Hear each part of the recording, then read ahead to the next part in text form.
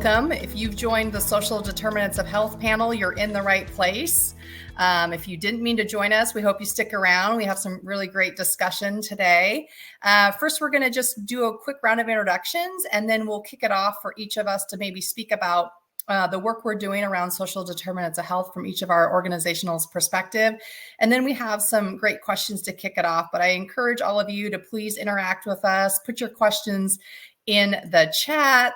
If you have any ideas, we also will be prompting you as we go. So I'll kick things off.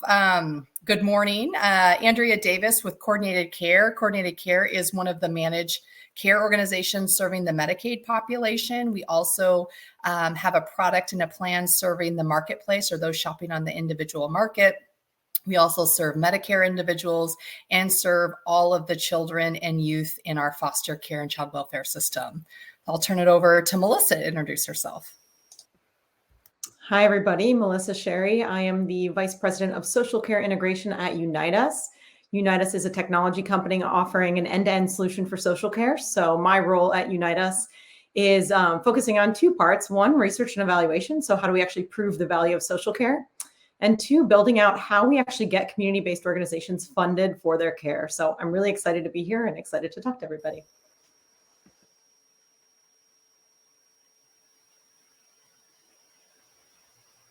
Anthony. All right, sure.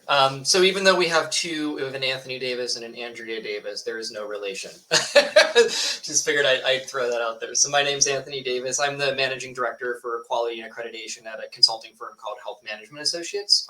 So my background is really heavily in the quality space. I've worked with health plans, providers, community health organizations on a lot of quality improvement initiatives. A lot of the things around value-based care contracting, HEDIS reporting rates, member experience. And increasingly within HMA, a lot of the work that we do, we're really finding is crossing into the health equity and social determinant space where there's kind of this clash happening between quality and health equity, and how do we start bringing those two types of things together? So my background is very significantly skewed towards more the payer, provider, and value-based care space, and I'm really excited to be here. And I'm going to turn it over to Nathan. Hi, good morning, everyone. My name is Nathan Buck. I'm the Director of Education and Community Services at Neighborhood House. We are a King County-based, community-based organization providing a variety of services, which categorize now as social determinants of health. And so I'm coming from the other end of the spectrum. So the implementation of all of the policy procedures and the actual delivery of service in the communities outside of the healthcare system. Neighborhood House, we've been around since 1906, primarily providing integration services originally to immigrants and refugees coming to Seattle and King County. And since that time have continued that service of being a liaison and a navigator for low-income immigrant, refugee, BIPOC, and other communities who are marginalized from mainstream systems. And we do everything from soup to nuts, from early childhood education to long-term care. So if you have a question about any of the social determinants of health, it probably falls within our bandwidth. Excellent. Okay. Well, we thought just to kick off our panel, we'd each just quickly speak to the work each of us and our organizations are doing around social determinants of health, just because we do come from all different organizational perspectives. And then we can kind of dive into some of the challenges and opportunities here. So kicking things off, I'll just say for coordinated care, we really believe that health and wellness are largely determined by factors, as we all know, beyond the four walls of a doctor's office. We know that having insurance, for example, or getting medical care is important, but we know that so much of people's health and wellness really goes beyond that. And so that's the new buzzword, social determinants of health. But we really try, and listening to our members, we know that many of the barriers to care are not things like I can't find a doctor. They're things like I don't have transportation to get to the doctor. I don't have affordable housing. I don't have access to healthy food. And so we've really prioritized social determinants of health as a focus area because we know that health and wellness really is dependent on that. So I'm going to speak about some of our initiatives. I will say we've been doing work on a lot of the different areas, but one that we've really prioritized over the last several years is around food security. So again, we believe access to quality, nutritious, and culturally relevant food is a real foundational part of health and wellness. So we've prioritized food security as a key social determinant of health, and we focused a lot of our community giving to organizations really addressing hunger relief. So organizations that are well known in our state, such as Northwest Harvest, Second Harvest, Emergency Food Network, we've partnered with them over the last several years on a lot of their innovative programs. Certainly the COVID pandemic has, I think, exacerbated the need for food. And so we've seen the demand, unfortunately, go up in that space. And so programs that, have been bringing food to people's home that couldn't get out, emergency food boxes. We've seen that program, unfortunately, over the last several years, the demand rise. We've also really excited just last year, launched a fruit and vegetable prescription program. It's in partnership with the Washington Department of Health and Safeway, but basically all of our members, it's called Coordinated Care Harvest Bucks, and all of our members are eligible to receive a voucher, basically, that they can redeem at any Safeway store in Washington for fresh, frozen, or canned fruits and vegetables. We know that fruits and vegetables are a key part, and sometimes those are not readily accessible at food banks, so we wanted to supplement some of that. So we're really excited about that program. As I mentioned, Coordinated Care Harvest Bucks just launched last year. We're just starting to see some of our early results, and hopefully we can tailor the program and lessons learned as we continue to hear from our members. So in addition to that, I think our commitment to food security goes beyond, I think, just the programs we provide, but also just as employees and our social responsibility. Last year, our employees, my colleagues, we volunteered monthly at a local food pantry. Just looking down at the stats, 98 volunteers last year, over 235 hours. We repacked and packaged over 78,000 pounds of food. So our commitment goes strong, not only to our members, but service to the community. And that's just a little bit about some of our food programs, but we're also obviously trying to also address transportation and housing. We've been piloting with a couple organizations on rapid rehousing. We know housing and affordable housing is a huge challenge. It's not unique to our state. It's a nationwide problem, but we know that that is a key part. So we are trying to see what we can do to have an impact there. We also believe at a public policy level, we'd like to advocate for greater investment into affordable housing. We know that the demand is high, and right now we just don't have the supply. So we definitely advocate at our state capitol for increased investment in this space.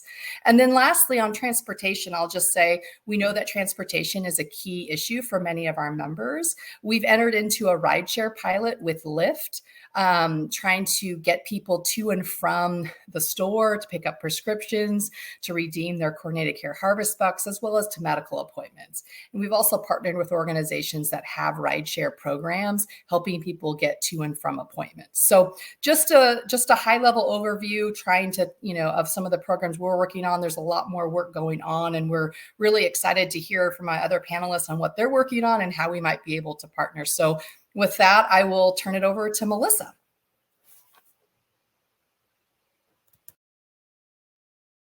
Thank you. Sorry, I had to unmute myself there. Yeah, thank you so much, Andrea. I love hearing what you guys are doing. It sounds like you have some really cool initiatives, and ties really nicely into what we're doing at Unitas. So just from a high level perspective, as I said, Unitas is a technology company. We're really focused on bridging the gap between healthcare, community-based organizations, and each other. We're building that kind of total infrastructure for social care, which I think is just so exciting because we're thinking about it from the whole journey. So Andrea was mentioning, I'm going to start with what I'm most excited about. Andrea was mentioning the funding for community-based organizations and the funding for these types of programs. So we're building everything from the predictive modeling at the beginning to say, who are the people that are likely to have social needs? How do we earlier identify people that we need to screen? to understand what their needs might be and how those needs might affect their care. So all the way through that journey to, okay, how do we get people screened in our system? How do we get them sent out to the appropriate community-based organization? And then really importantly, how do we close that loop and know whether or not that person actually received that service? Did they really go to the food bank? Were they able to get housing when they went to that housing shelter? And just the data and the power of data that comes from that. I think we're so excited about the insights that come from that. And then what you can do when you can understand, as Andrea was saying, what are the needs in your population? How can you think about addressing those needs in partnership with the community? I saw in the chat some really great organizations that people are throwing out there that could be part of the solution. How do we bring all of these partners across a community together using a technology tool that can give us the data to understand what happened? Is really what we do at Unite Us. And then, as I said before, thinking about how do we bring a lot more funding into these community-based organizations. We know that, people have so many social needs. The pandemic has uncovered so many different types of social needs and inequities.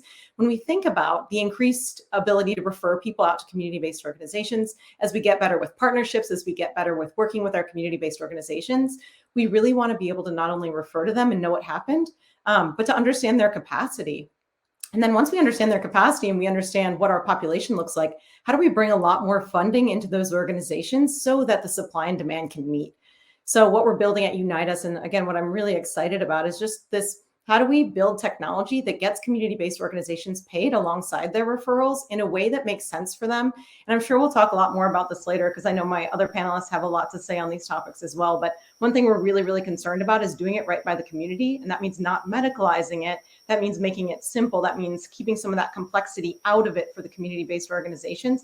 But at the same time, making sure our healthcare partners get all of the complex data they need to not only pay for that care, but also to go ahead and evaluate and understand what happened when we deliver these services. What were the associated outcomes? Are we making a difference in disparities?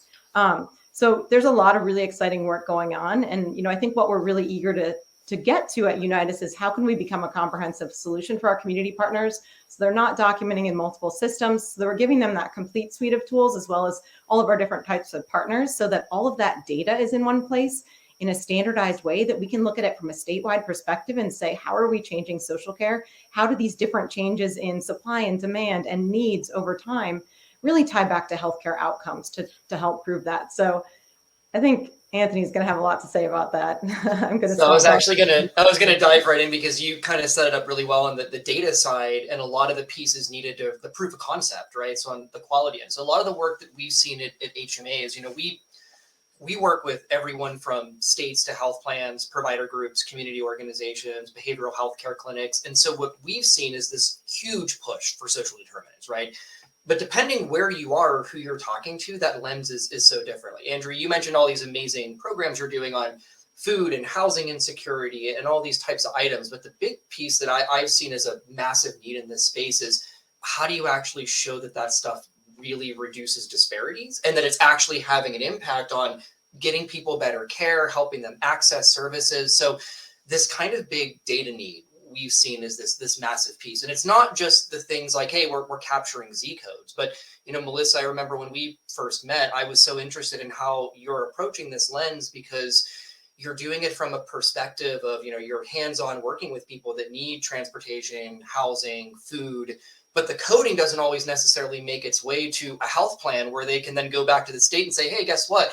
We captured all this new housing data and look at the effect it had on our quality scores, right? So there's this huge need that I've seen at least that spreads from, not just the delivery of service, but we need to really come up with a model that goes from state organization to plan to provider to community-based organization, because this really does require just a ton of alignment. That data lens of how do we go from we're delivering care to Mary all the way up to we can now prove that the way we delivered that care helped bring a really realistic outcome. That's a big piece that I've seen as just a significant need within this space. And that's a lot of what we've been working on at HMA is how do we work with groups to connect those different pieces of information, right? I think of it like you could do a really simple measure example. Like we've been sending out colorectal kits for people for years to do fit kits at home, right? If somebody has housing insecurity, do you really want to send them a fit kit at home? Is that going to give the desired impact or outcome that you want? More than likely not.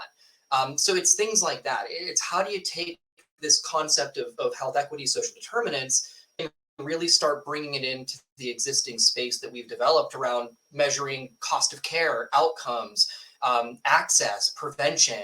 That's the kind of really interesting lens I think that this all takes. Nathan, I don't know, I'd love to throw it over to you and get your thoughts on it. Yeah, well, I think so.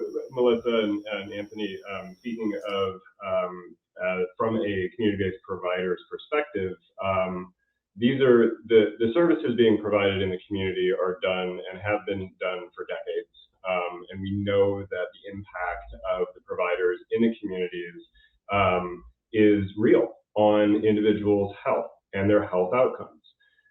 We are just now at this stage of being able to link the services and the activities of community-based providers and community-based organizations on the health outcomes, but only for a few very specific things, like providing education on comorbidities, providing some diabetes education in a native language. Say some programs that we provide are offering and doing group activities for how to manage your diabetes, how to manage other chronic conditions. Well, that has a direct correlation to health outcomes. You're going to see less utilization, and that's easy to connect. And the research is being tracked.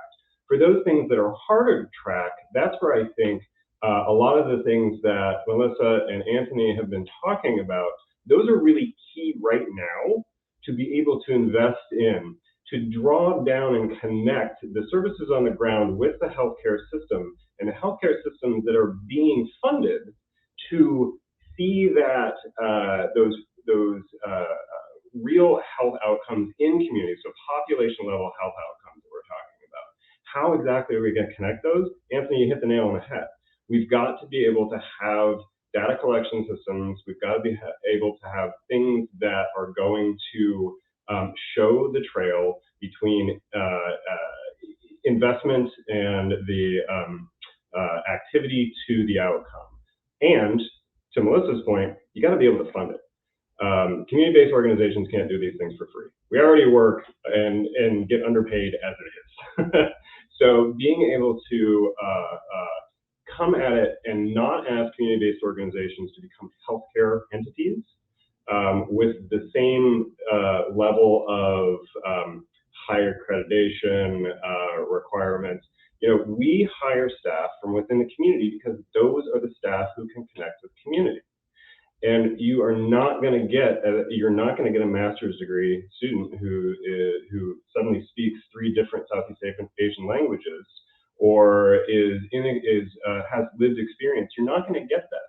You need to be able to invest within the communities and the community-based organizations so that they are the ones who are empowered to provide that initial interaction with the clients, with the patients, to get them to start thinking about their healthcare differently.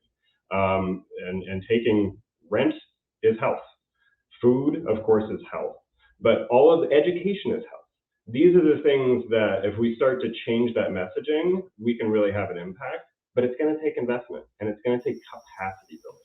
There's a lot of money out there and there's a lot of investments, and looking to save those high costs of healthcare in the systems, there's an easy way to do that, but it takes some interesting thoughts to be able to get that into the communities and community-based organizations. And Anthony, as you said, tying those between intervention and outcome, that's going to take some technological and systems change that we're not quite there, but I'm glad to see some efforts going on from your organization. It's interesting because you kind of mentioned like the changing of model, right? Like if you think about it with the way we've done quality for a long time is there's been this really, hands-on model between providers and payers trying to figure out quality gap closures, costs, things like that. And now all of a sudden it's like you're entering this whole domain where, that crosses the medical space, right? Providers being hands-on in social determinants, understanding them, being able to code them, work with plans, figure out how to do care management. There is one side of it. But now you enter this whole community-driven part of it as well. And it's a totally different type of model, right? And I think, Melissa, you mentioned this, like being less medical claims focused, and it's a lot more about like more hands-on. So if you think about it, it's like now that we're having these conversations, it's really forcing us to adapt our models from this, okay, X claim in, X gap closed, X quality outcome and dollars spent. And now we're really expanding this to say, okay, this is not something that we had originally designed when we built these kind of quality models and things. And so I like the idea that you mentioned about being able to expand it into a whole new lens now, to be able to say, look, it's about all these other elements that we have to pull in that we're not necessarily looking at right now. Yeah, and I would really second that point about not medicalizing CBOs. And I think one really interesting thing we're seeing happen in the US is we kind of went from this focus on screening for social needs, which became really important. It's like, hey, we really need to be screening. And from that became, hey, we really need to actually refer. And from that, it came, actually, we need to know what happened when we referred. And now we're getting to this point where, hey, and we need to pay. So when we think about what other states are doing and we look at sort of lessons learned from how they're implementing, we can look at North Carolina, California, where they're standing up these programs where healthcare is paying for community-based services. I think a couple really interesting lessons that are takeaways. One, state involvement really helps move. When states actually putting infrastructure dollars in and saying to payers, it's okay to pay for these things, we want to incentivize you to. Two, having that statewide approach where there's sort of that standardized data that you can look at across the state, what happened, and understanding those outcomes at a state level instead of sort of a different way of capturing data in each county or in each organization. Then you can really get that whole picture look and say, what were the effects of this? As we said before, that standardization is so important for tying it back to outcomes to really understand what was the impact of that investment. And then the other big piece of that is making sure that states understand that we can't be turning community-based organizations into medical providers. We need to make sure that we recognize them as the experts in what they're doing. We need to support healthcare because they have a lot of data needs. They have a lot of processing needs. We have to support both sides of that equation, but there's ways to do that without sort of forcing these community-based organizations into a medical model that might actually put them out of business or force them to not participate because it's so cumbersome. And, one way, again, we're really trying to get at that is through technology approaches that can make it a lot simpler for community-based organizations. How do we minimize data collected? How do we make sure community-based organizations have to click as few buttons as possible to be able to produce all of the data on the back end that payers need? So I think there's so many interesting lessons learned that we're seeing in real time happening across the US right now. California is just launching. North Carolina is about to launch. And I think we're going to learn so much. But I think all of us on this call, and I really want to hear Andrea's perspective on this more on that payer side too, is there's so much opportunity. It's like, how do we capitalize on some of these challenges we're talking about? And what are the other barriers that you're seeing to really getting this up and running from your perspective? Yeah, no, that's great. You were heading in the same direction of where my brain was going. And as I was listening to all of you speaking, I'm like shaking my head vigorously because I just could not agree more. I'm interesting that you bring up California. We've been closely looking at, right, there's an opportunity. So kind of the barrier and then the opportunity, right, is the barriers. We keep saying, how do you pay for it? There's money out there, but how do we pay for it? We've been so claims-based.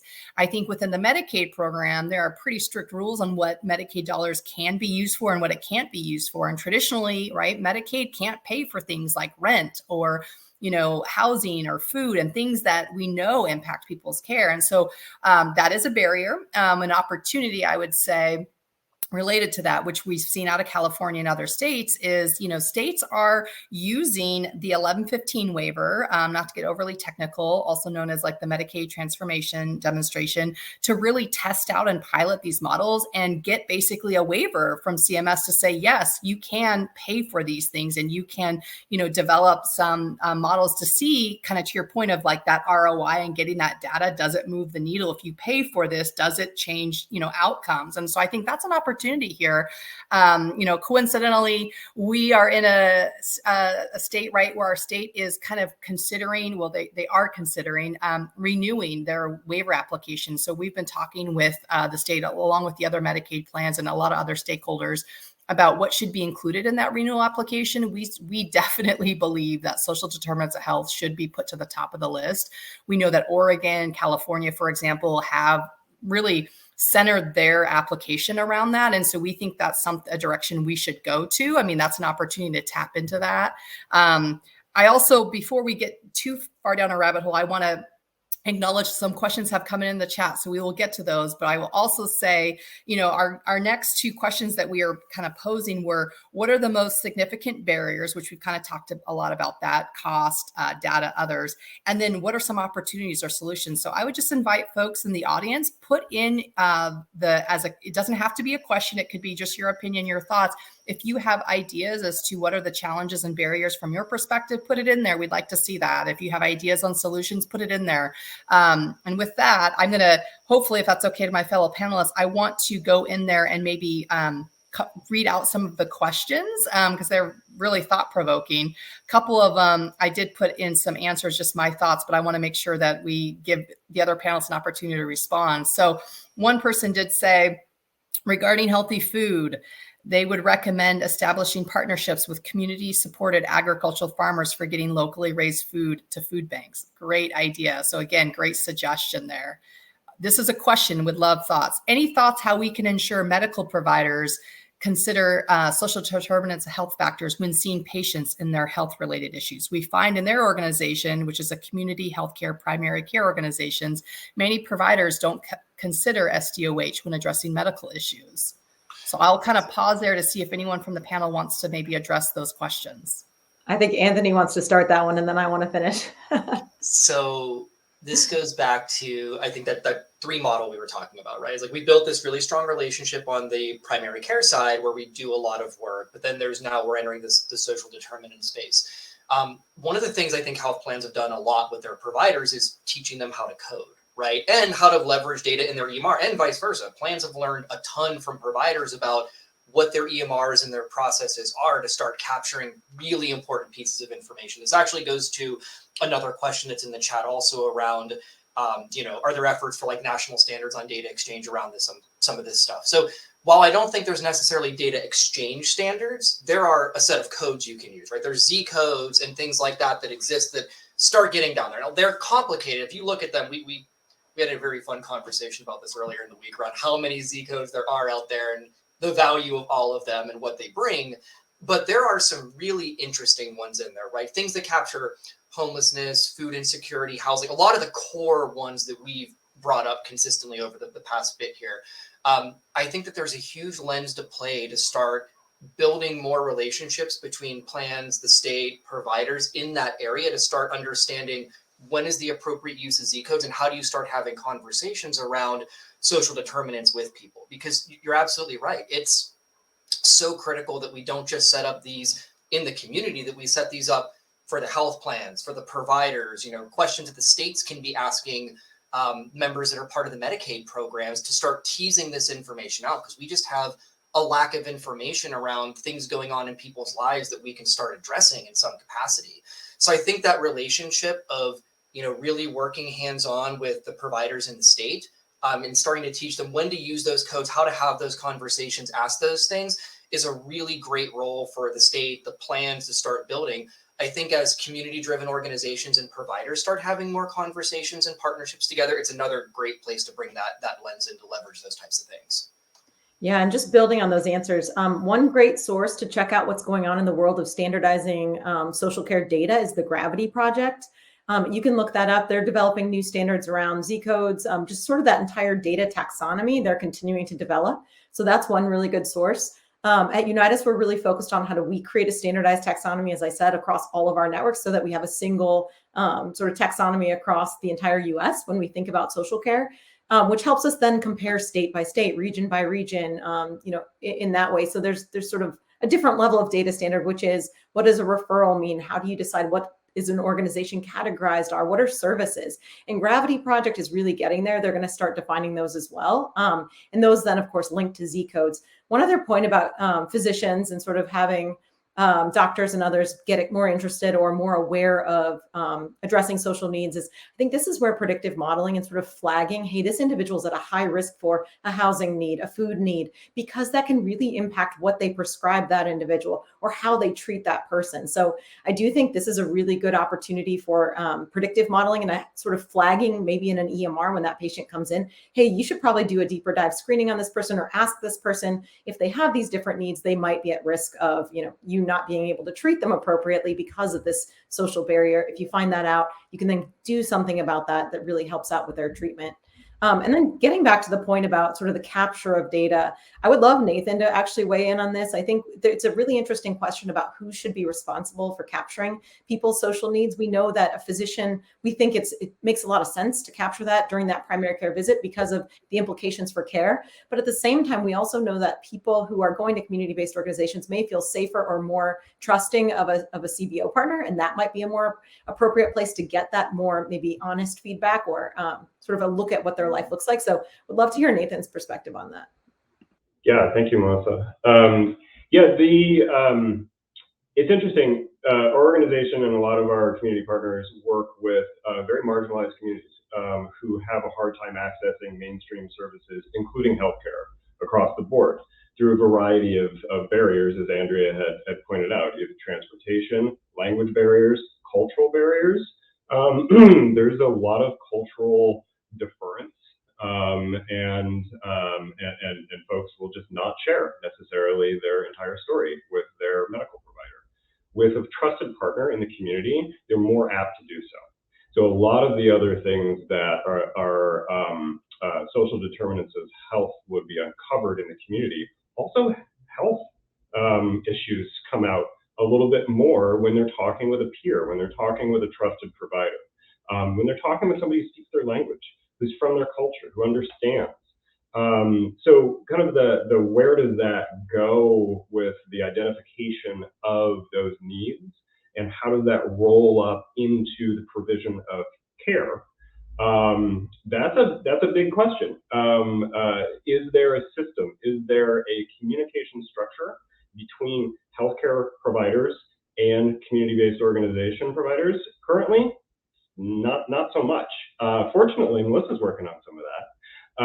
And so as we start to develop and enhance some of these sharing of electronic medical records, the sharing of what is the holistic view of a patient's care with social determinants and the physical health, I think that's when we're going to start to move the dial, both on a patient-centered care and also with the funding that comes along with it. One of the questions that was posed was, what are some of the solutions? Andrea and the other MCOs are posed with a very unique challenge of driving within the lanes of Medicaid restrictions. But there are ways with standard Medicaid through the ACA. Health Homes is a perfect example of a hard-funded Medicaid program that helps with that coordination of care, and it puts it patient-centered, and it allows a care coordinator to work with a patient and to be able to navigate the healthcare system as well as the social determinants of health system, and bring those together. Again, you have to have a high enough PRISM score, you have to have high utilization rates to be able to get into that program. Is there a way to take a model like that currently exists, that's currently funded, expand it, lessen the eligibility? As Andrea mentioned as well, the Medicaid transformation program in Washington State, as well as some other states, are really testing out doing something like that. You have Medicaid, you've got the MAC and TSOA programs, that are looking at some alternatives somewhere between health homes and Medicaid long-term care that are trying to see if those are working. Foundational community supports, also a really key element. Somebody popped in the chat, what's the biggest social determinant of health that we need to focus on? It's housing. I'll just say it from right now, it's housing.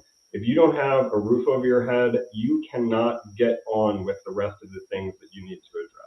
And so foundational community supports for housing and or employment, definitely the one for housing, brings that case management side. But the dollars for rent, especially in Washington where rent prices are skyrocketing, matching those up with the existing dollars for rental assistance, the EP WRAP program, that's not going to last forever. So what is the long-term vision of how do we take existing, and I'll say it, federal dollars, and maximize those, but also, I hope a lot of policy wonks are on right now. How do we advocate and prescribed, for God's sake. If folks are homeless, then a doctor should be able to prescribe rent, because that is going to get this person on their path towards health. You mentioned, I love the idea of what you said around, like homelessness being start there. I couldn't agree more. And I want to add too, a lot of these areas, right? Like it's going to vary depending where you are, what some of the biggest factors are in your community. That's the interesting part about social determinants, right? It's not like it's one answer to one problem, like, oh, just fix homelessness and we're good to go. You look at things like Seattle, right? You mentioned the rent prices. Absolutely. And then you start looking at things like, go out to Spokane and it's a totally different reality of transportation and rural access. So I don't think it's necessarily like pick one social determinant and fix it. I think it's really looking at what are the problems in your community around you, which is why it comes down to this, like think about this from a health plan lens, right? A health plan is all across the state of Washington. It shouldn't have a social determinant strategy on just one giant thing across the state. It has to look at what's going on in the community to impact that. So partnering with the providers and community organizations in Seattle could look really different than partnering with them in Spokane or around Vancouver, Totally. or depending on those pieces. Andrew, I'd love to hear your thoughts on Yeah, this. I mean, when we look at our data for our members, you're absolutely right? Regionally, there's going to be different challenges. And I think that's the biggest thing I would say as a health plan. What we try and do is listen to our members and listen to our providers, right? We may think, oh, if we fix this problem, that's going to solve it. But we need to listen to our members and listen to our providers. So in some regions, it's housing. And in other regions, it's not necessarily housing, it's not a big deal, but the bigger issue is transportation. And so I think our shift in terms of how we focus our resources and who we partner with and how we engage the provider and our member is going to look differently. And I absolutely agree. I want to continue, but I'm just scanning the chat to see if there's anything else that folks want to read. I want to call out one interesting opinion that was put in the Q&A, which I applaud you for doing it, said, my personal opinion is that we're limiting ourselves when we continue to discuss them in terms of ROI, return on investment, right? I'm of the belief that taking action on advancing health equity is a moral imperative. So how do we get beyond that? I applaud you for putting that in the chat. I also think it's an important equity conversation, right? So for me, when I think of ROI, I think of it because I know when we're talking about public investment, that's just a necessary part is you have to demonstrate if we invest in, intervention X, it's going to move the needle here. I think we can look at ROI differently, right? So for me, it's like looking at if we invest in housing, how does that change our, the quality metrics that we're all held to? For example, from a health plan world, our NCQA standards. Right now, that's the world we live in. But I absolutely appreciate the point in the what you're trying to make of pushing of like, how can we either not look at ROI or look at ROI differently? And I actually think of it from an equity lens. We know there are health disparities among certain populations. And so I think from an equity lens, SDOH really does get at that. But I'd open it up to other panelists if you have other thoughts. Or if I you was want about to anything to else. answer the same one and say the same thing. I think that's 100% right. I think there's so many different ways we can look at value of investment in social care, and it doesn't have to be return on investment in 1 year. Also, I want to call out, like, it's so tough because often our funding cycles are on 1 year, but exactly what Andrea said, if you start getting into the quality measures, then thinking about how addressing social needs can help somebody get a mammogram, it can improve satisfaction with care. And there's real data out there showing that there's implications for quality measures of all kinds when we actually address social needs. And then thinking about the value associated with quality measures to a health plan. Even just thinking about member retention, thinking about provider satisfaction. How much happier are providers if they know that they're actually able to address somebody's needs? As Nathan was saying, if they could prescribe rent for one of their homeless patients who's really suffering. I think that we need to really broaden how we think about ROI to be inclusive of all kinds of different types of quality measures. And then the interesting thing is when you actually dig in, those have financial value as well that we may not calculate into a traditional ROI.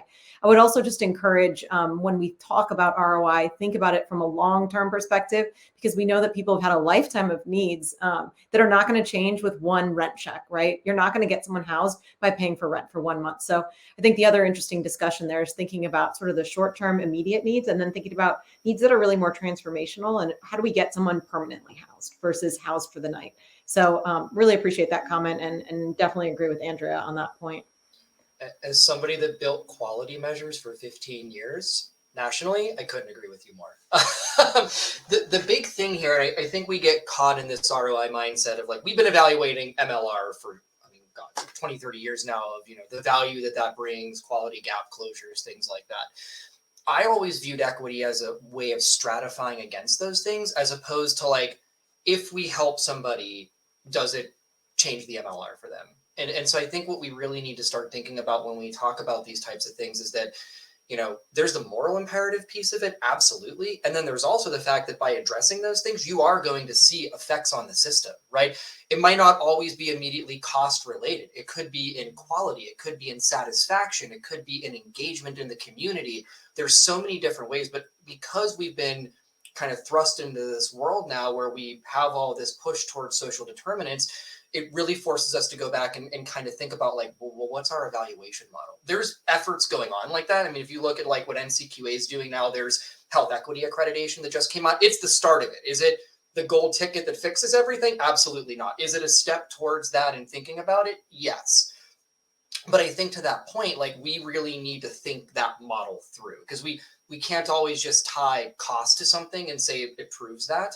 I think that with social determinants, it really comes down to, let's start thinking about what we're trying to impact and really put good core measures together. Like, does it help with patient satisfaction? Does it help with provider satisfaction? Does it help with engagement in the community? Does it help with economics as people return to work? Right? There's so many different ways we could be thinking about it. And I think that we really need to take a step back and think through that lens of, okay, by addressing health equity, here's the 4, 5, 6, whatever domains we're talking about of doing this addresses these things, and they have measurable outcomes and impacts. Yeah. I also want to go back to something that totally agree. I want to go back to something else that Melissa said, because I want to underscore it of, we may not see results in 1 year, right? I think that's the other thing that is challenging. So much of our investment decisions, whether it's at an organization, company level, or whether it's at the state budget level, are in 1 to 2 year increments. And so it's kind of like, if we don't see results within that time period, decision makers, policymakers, budget writers think, oh, well, that intervention failed, or we didn't achieve what we wanted to achieve. I think we also need to be a little more open to, I think, a longer term kind of look at these things. And also your point about one intervention is not going to do it, right? Like, we get them connected to, for example, a food pantry once. Great, that maybe helps them that week or for a 2 week period, but then what, right? So it's these underlying issues of, that just takes time, right? It's same thing with housing. Totally agree. One rent check's helpful, but is that going to keep them stably housed? Probably not. So I think it's just the mindset and kind of our culture of needing to see results right away. And also just the way whether it's the federal government, a local government, or state government, we're funded in these cycles that demand results in a very short period of time. So I think we have to be willing to look at metrics that have a longer kind of span. Yeah, I 100% agree. I'm going to add to that, and then I'm going to answer the new question that just came in the chat. Oh, I'm going to pass it to Anthony, actually. But I wanted to say, I think the other really exciting thing about this moment in time is when we can start doing that standardized data collection where we see, the same standards, we're measuring things the same way when we're thinking about social needs and the way we address them. We can start to look at clusters, and we can start to look at the cluster of interventions that meet certain needs. We can start to think just in a much more advanced way as we collect that data and tie it back to healthcare outcomes. What are the types of interventions? Are there certain people that benefit from a one-time intervention and then they're good to go? If you give someone an oil change and then they can get to work, maybe that's the day that, they kind of get past that hump, but then somebody else might have sort of that chronic homelessness. So thinking about those personas, but thinking about the power of standardized data to start telling those stories and helping us understand how needs cluster and how different types of interventions actually help different types of needs is just a really exciting opportunity. And to that end, in the chat, this is to Anthony, I think, and anyone else that says, how close are we to meaningfully creating health equity measures? Does our current way of attempting to measure healthcare quality work for social determinants, health-related social needs, or does it need to be a shift in how we aim to quantify and track these? I think that's a great question. I would like everyone else to weigh in. For me, it's a yes and no question. So I also want to tie in another question that was here around race, language, and ethnicity, which I think is good. So take a step back for a minute and think about how we've pushed into social determinant spaces, right? Like we've probably all been talking about social determinants for a long time, or even like in an HRA, a simple HRA assessment. we've been capturing things like this, barriers to care and stuff for a long time, right? We didn't necessarily always call it social determinants or think of it from the lens, this big push that we suddenly do now. But, 5 years ago, it was health disparities. And multicultural was all about health disparities, race, language, and ethnicity. What are you doing to address barriers between communities, between race, language? What are you doing to educate members? How are you working with them differently? Then we evolved, right? Then we went into, okay, it's not just enough to do that, but now you have to look at it from the lens of addressing what those people need, right? What social problems are happening. Yes, it may be a predominantly African American area, but the big underlying issue is food problems, it's housing problems, it's those pieces.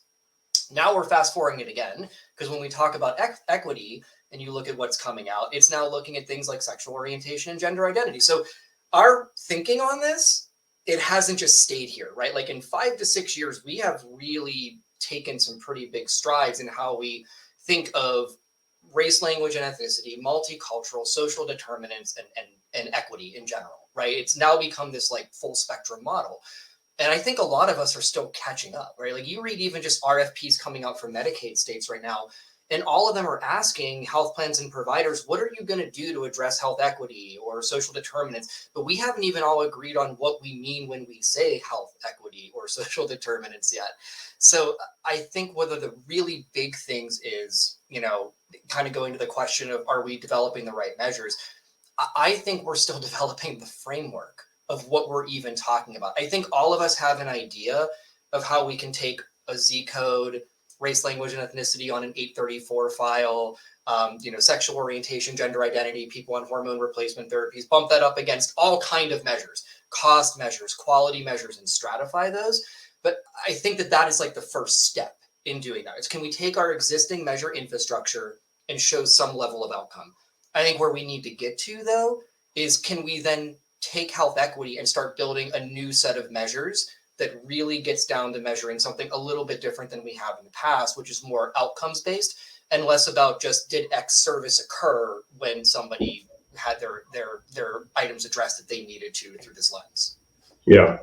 I couldn't agree more. And as Anthony had said, these are not things and not issues that have not been addressed for decades. These have been addressed. Community-based organizations, the communities in which folks are most impacted by the social determinants of health and the barriers to accessing those things that they need to be healthy. Providers have been providing these things forever. Have they been paid? Sometimes. Have they been paid through public grants and contracts? Sure. Have those grants and contracts been not health-centered? Correct. They have not come from the health industry. They haven't come from a primarily coming from a healthcare system. They've come from what folks have termed as safety nets, as social services, as housing. They have not been viewed and funded within the context of a health realm. That is where we are in that place now to be able to fund through the healthcare system with the proper data, with the proper linkage to long-term impacts. And again, we're not going to see short-term impacts in communities, especially in population level health, in a year or in 2 years, and we're talking decades here. And so we really need to just invest and know that's where we're going. And the healthcare system is the primary place to be able to fund that, to support it, to start the linkages, and frankly, to reduce some of the dependence upon other systems that taxpayers are putting into housing programs, into the other social safety net programs that folks coin as welfare, right? And so there is a very clear way of taking the next step, and it's reimagining and really taking and shifting the definition of what we're talking about when we're talking about social determinants of health and health in general. And it really is tying that to the healthcare system and where those dollars are coming from to support that on the ground. I think that was great. I think we are 1 minute away from ending, so I want to wrap us up. Really great discussion, and I just want to say thanks to the audience. You've been really engaging in putting all of your questions and really thought-provoking ideas and solutions into the chat. That's actually made us a rich discussion, so a big thanks to you. I guess we'll just do a quick round the horn. Final thoughts. Where do we go from here? I kind of just thought this up, but where do we go from here? Social determinants. We've been talking about it. It's the new buzzword. We're at a policy conference. So if we were to say one thing from a public policy or budget perspective, what would it be? Where do we go from here? Melissa, kick it over to you. We are at such an exciting moment in time because I think we're right there where we're about to see a huge shift. The fact that we're all here talking about this, that you all are listening and excited about this panel, I think the biggest change that I'm excited about seeing is when we take this really seriously from a state perspective and think about statewide infrastructure that supports funding to community-based organizations, that captures all of that data necessary, that we can start really exploring interesting questions and connecting community-based organizations, healthcare, and really all other sectors in a meaningful way across states. I could say a lot more, but I won't. Just really excited about the future of this and what we can do when we have sort of that better infrastructure for health. Anthony or Nathan, final words? I would say, I would say again, pretty much what I just said previously. Bring CDOs into the healthcare system. Bring them in. They are part of it, whether we know it or not now. They will definitely be a part as we continue to move forward with the social determinants of health and addressing the holistic needs of a patient. And I'll just add, I think that when we look at this space, how we define this world varies state by state, contract by contract, right? Region by region. I think Washington is in an amazing place right now having these conversations because it's time to have that conversation, right? What does health equity, social determinants, and multicultural look like in the state, right? And it's being driven by the people on this call, right? It's being driven by folks like Andrea on the plan side thinking through it, people at the state level thinking through it. And I think we're always waiting for like the state to come out with some guidance that says just do X. But I think the state at times is also waiting for feedback on what should we be doing and what makes sense. So I think it's really important to come at it at Washington really collaborative, bringing together the providers, the community organizations, the health plans in the state, and really starting to have a conversation about, look, we can define this a lot of ways. What does it mean for us based on the needs for the residents of the state of Washington? I think that's the big takeaway from my lens, is getting together to define that. Great final words. I have nothing more to add. That's the beauty of going last, as I just get to say ditto to my very smart colleagues. So thanks, everyone.